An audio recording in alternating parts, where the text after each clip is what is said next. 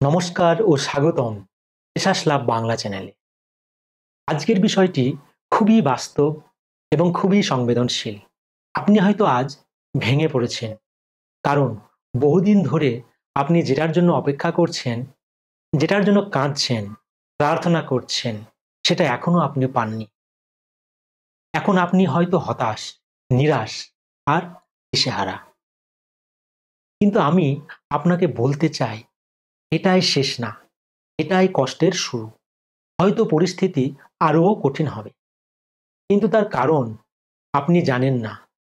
আর সেটা জানতে আজকের এই ভিডিওটা শেষ পর্যন্ত দেখুন। না দেখলে বুঝতে পারবেন না আমি কেন এসব বলছি। আপনি কি ইয়োবের গল্প জানেন? ইয়োব ছিলেন এমন একজন মানুষ যিনি তার সব কিছু হারিয়েও ঈশ্বরের প্রতি বিশ্বাস হারাননি। সম্পদ গেল, সন্তান গেল, শরীর গেল, তবুও তার মুখে ছিল কেবল বিশ্বাস আর ধৈর্য। অবশেষে কি হলো? ঈশ্বর তার সেই বিশ্বাসকে সম্মান জানালেন। যা হারিয়েছিল তার দ্বিগুণ ফিরে পেলেন এবং আশীর্বাদে ভরে উঠল তার জীবন। তাহলে আমি কেন ভেঙে পড়েছি?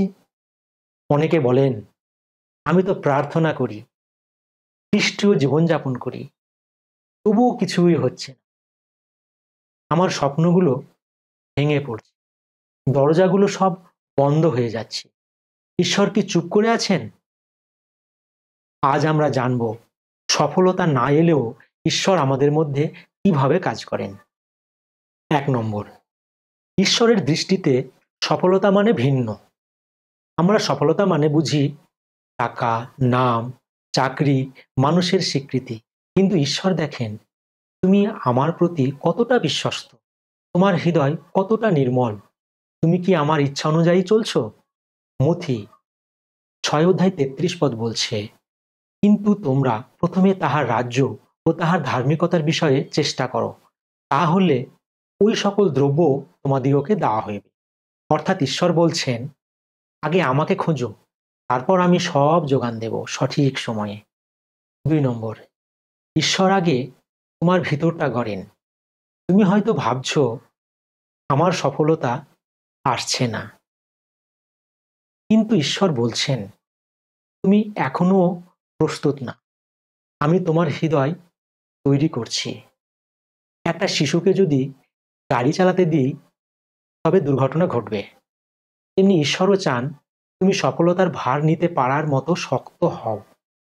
যাকব ১ অধ্যায় ৪ পদ বলছে, আর সেই ধৈর্য সিদ্ধ কার্যবিশিষ্ট হোক, যেন তোমার সিদ্ধ ও সম্পূর্ণ হও, কোনো বিষয়ে তোমাদের অভাব না থাকে। ৩ নম্বর, ঈশ্বর না বলেন না, তিনি বলেন আরো ভালো কিছু অপেক্ষা করছে। তুমি হয়তো একটা দরজা বন্ধ হতে দেখছো, কিন্তু ঈশ্বর জানেন এই দরজার পেছনে আরো বড় ভালো কিছু আছে।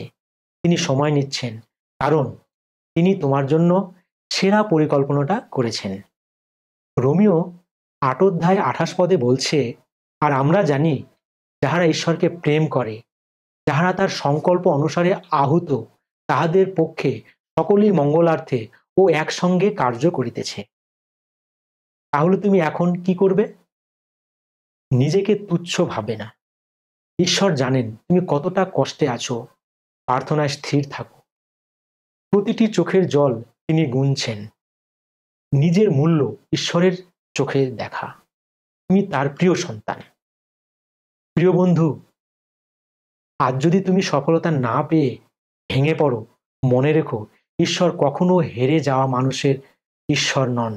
তিনি গড়েন, বড় করে তোলেন আর সঠিক সময়ে উত্তর দেন। চলুন বলি একসাথে, হে প্রভু, আমি আজ হতাশ, কিন্তু আমি জানি আপনি কাজ করছেন। আমাকে শক্তি দিন, অপেক্ষার সাহস দিন। ভিডিও ভালো লাগলে লাইক করো, কমেন্টে লিখো তুমি এখন কোন পরিস্থিতির মধ্য দিয়ে যাচ্ছ, এবং অবশ্যই সাবস্ক্রাইব করো পেশাস লাভ বাংলা চ্যানেলটিকে, যেখানে আমরা বিশ্বাসের গল্প শিখি, ভরসা খুঁজি আর ঈশ্বরের নীরবতায়ও তার পরিকল্পনা খুঁজে পাই। ঈশ্বর আপনাকে আশীর্বাদ করুন। আমিন।